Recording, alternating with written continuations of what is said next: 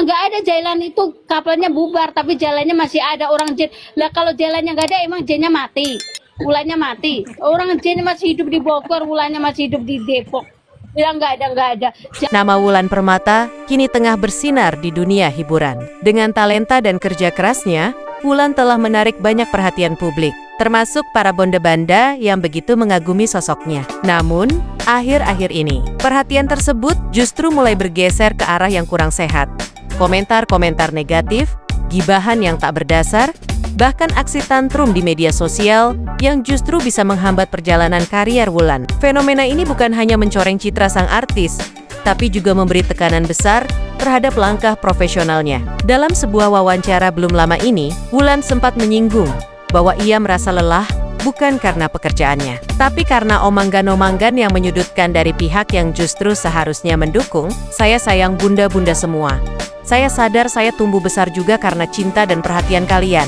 Tapi akhir-akhir ini, kok rasanya saya malah jadi sasaran amarah dan gibahan. Saya manusia biasa, saya bisa sedih, ujar Wulan dengan mata berkaca-kaca. Para bunda, ketahuilah bahwa setiap ucapan dan tindakan kita di media sosial, sekecil apapun itu, bisa berdampak besar pada mental dan motivasi seseorang. Apalagi bagi Wulan yang hidupnya kini berada di bawah sorotan publik, tekanan sekecil apapun bisa terasa sangat berat. Wulan Permata bukan hanya seorang artis, ia adalah anak dari seorang ibu, ia adalah kakak bagi adik-adiknya, dan ia adalah pejuang bagi impian-impian yang telah ia tanam sejak lama. Ketika kita membiarkan emosi dan asumsi menjadi senjata untuk menjatuhkan, kita tidak hanya meruntuhkan semangat seseorang, tapi juga mengganggu ekosistem karya dan industri yang lebih besar. Daripada menyebarkan gosip atau mengomentari hidup Wulan dari sisi negatif, bukankah lebih indah jika kita saling dukung? Jadilah bunda yang menyemangati,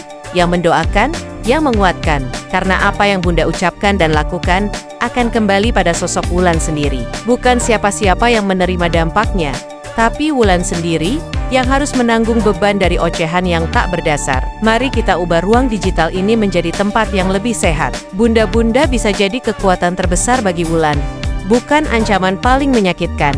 Dukunglah ia dengan cinta dan doa, bukan dengan gibah dan amarah. Karena pada akhirnya, ketika Wulan sukses, senyumnya adalah hadiah untuk semua bunda yang telah setia di belakangnya. Stop gibahin, stop tantrum. Yuk, jadi bunda yang bijak.